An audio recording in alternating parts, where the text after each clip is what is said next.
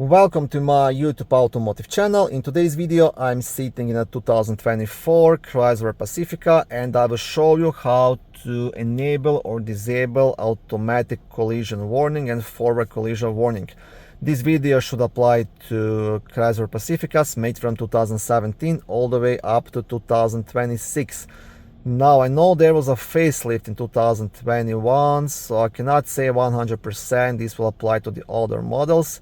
If the older models are even equipped with this technology, but if they are, these should be quite similar, if not the same.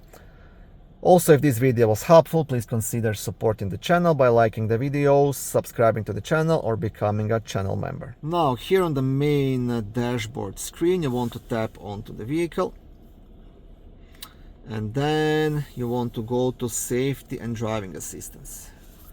And first thing at the top, automatic emergency braking.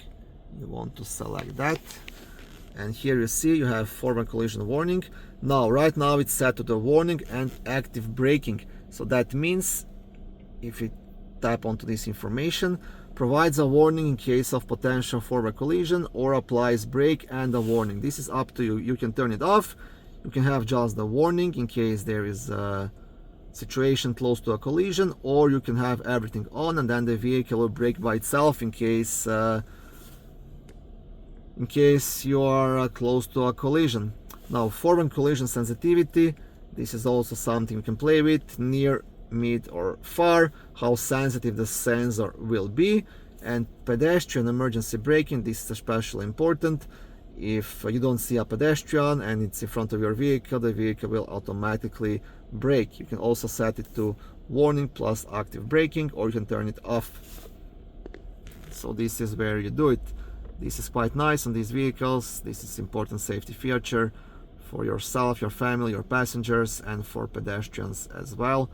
And all of us sometimes get distracted while driving, so I believe it's a good idea to have all of these turned on for the safety of everybody.